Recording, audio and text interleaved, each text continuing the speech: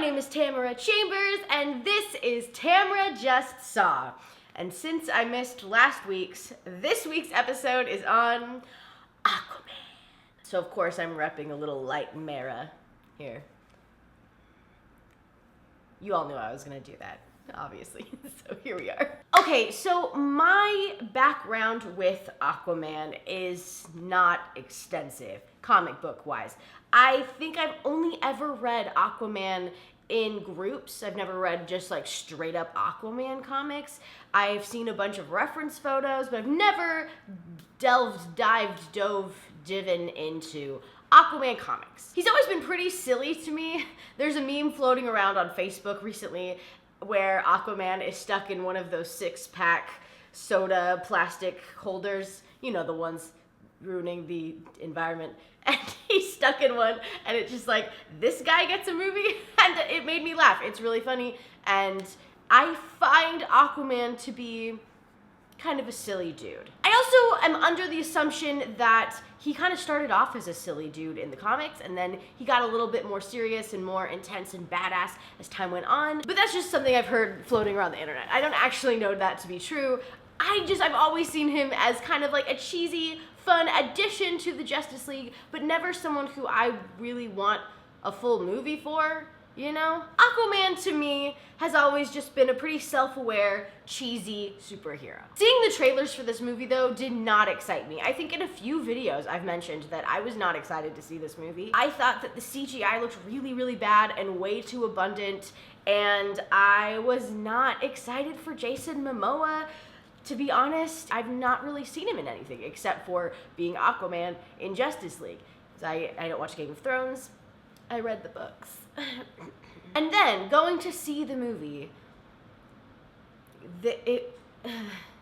this movie is a cheese fest. It's a festival of cheese. Everything is so over the top and cheesy. There's romantic comedy cheese and there's action cheese, and the script is cheesy as hell, and it's just, there's a lot of dairy going on for Under the Sea. It's a cheesy Aquaman to me has always just been a pretty self-aware, cheesy superhero.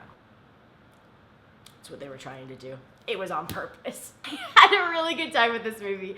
I thought it was crazy cheesy, but thank the Lord above, the ocean god or whatever his brother calls himself, Ocean Master, that it was cheesy.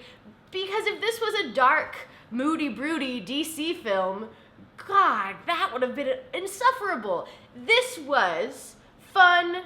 It seemed to be aware of itself in all of its cheesy glory, and it was not a pain to get through, which I find is true for a lot of DC films. Definitely still some heart-wrenching moments of seriousness in there, but for the most part, this is just like 2 hours and 20 minutes of just cheese. It seems that it was intentional, and it was fun for the most part. I will say, wasn't a humongous fan of the 20 to 40 minutes that could have easily been cut from this movie.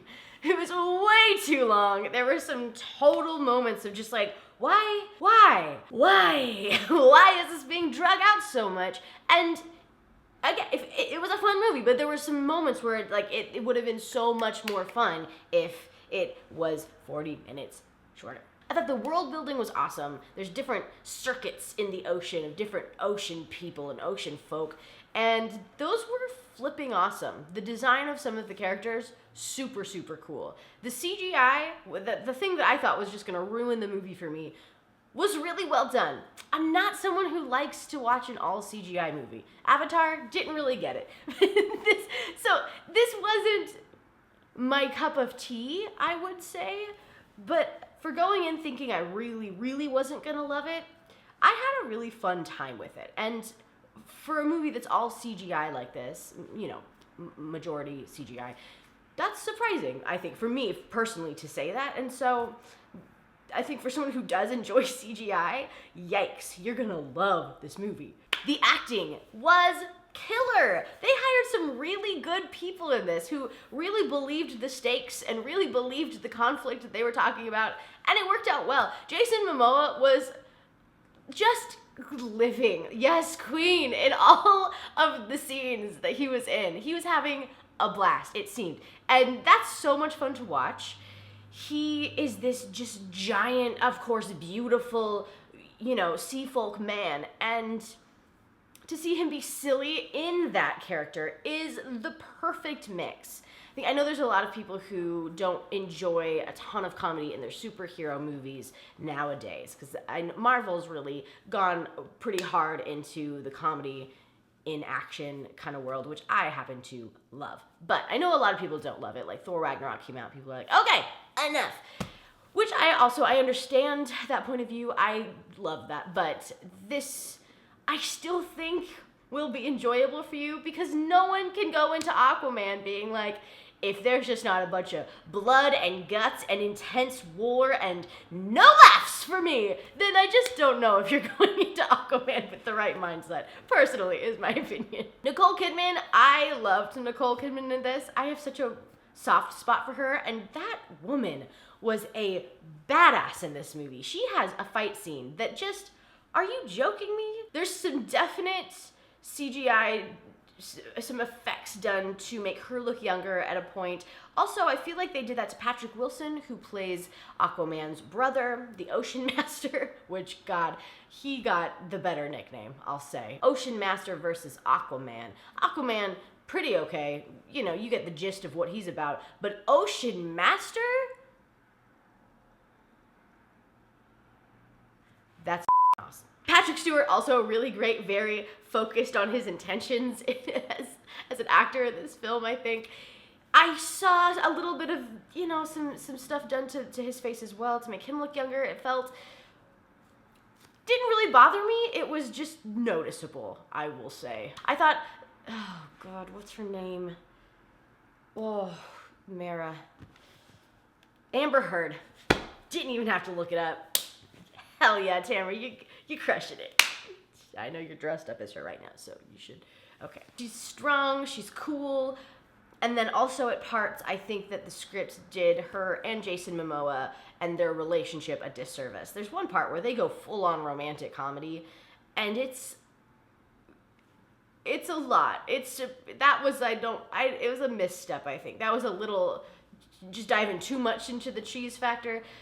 I also wish that she had gotten to showcase her powers a little bit more. Again, I don't know much about Aquaman, and so I didn't know the powers that she possessed. And then she starts showing them off at the end, for a little bit, doing some really cool things that could have been just expanded upon like crazy. It was really great to see those things. I didn't know about them at all. And then also, I feel like she could have done so much more with those powers. At times, she was way more powerful than Aquaman was, because he was still kind of, you know, figuring himself out.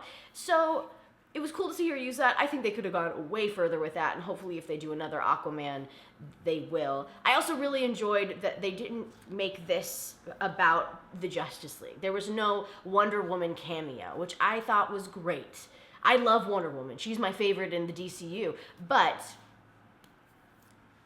sometimes it's just gotta be about Aquaman, you know? That's been my catchphrase for a long time. I think the action sequences were really fun, really well done, super well choreographed, and Jason Momoa looks badass in everything that he does. Again, I think the things the movie really lacked on are some parts in the script. The story didn't flow in a way that it should have in some moments, and then also I just think it was too long. I think they could have cut out some of the things in the script, and that probably would have made it flow a little bit better. So with the script, there are some really great one-liners, like Ocean Master, and you ask the sea for mercy. It's a great one-liner. I tell Ike that all the time. Oh, you want food right now? You ask the sea for mercy. It makes sense. Don't worry about it. Don't think about it too hard. One thing I wrote is, Mara, your eyebrows are brown, which I shouldn't say anything about because so are mine, but I don't have millions of dollars for this budget, so that just was a little odd. Like, they're very brown, and her hair is very red. It didn't seem like any attempt. That's just it's a personal thing. I bet there's gonna be a ton of comments of people being like, I have red hair and brown eyebrows. I understand. It was just a little weird. It's a little jarring. It's just a small thing that I saw. I'm sorry. I wrote, Filming this must have been so annoying because they had to constantly be drenched. That sucks. I imagine filming movies at this caliber, like this just giant of a project, must have been so long, so taxing. They're just drenched all the time. They have to act outside of themselves because everything is CGI. So you're just kind of talking to this little man in a green suit who's supposed to be this crab or this octopus who's playing the goddamn drums. And so you really have to bring out a lot in that. And to their credit, they did such a good job. Are we gonna address how they jumped out of a plane into sand and were unharmed? I don't know. Maybe I just didn't get that, but is that in their powers? Okay. One thing I did laugh at is before I saw the movie, I was on Twitter and I saw someone write that after this movie, Marvel really needs to step their game up. And I wouldn't go that far. I had a fun time with this. It was a mess. There were some definite problems, but overall it was just really full of heart. And the actors just did this movie such a solid by being all in, like 115%, and it really brought it over the top. And I think also the direction definitely had a part in it, and everyone working on the CGI was very skilled at what they were doing, and all these things came together to make a great movie. Do I think that Marvel needs to be scared and step their game up? No. Do I think that this needs to be something that is compared to Marvel? No. I think this was a real hit for DC. I think it was a real swing and a hit, and I'm excited to see where they go moving forward with Aquaman. And I can't wait to see the new Wonder Woman. Second Suicide Squad is gonna be a great thing. I think cautiously optimistic that we have a promising future for DC Comics, DC movies. Not DC Comics, those are incredible, but you know what I mean. Okay, thank you so much for watching. I will see you all next week in the new year. Thanks for watching this year. I'll see you then.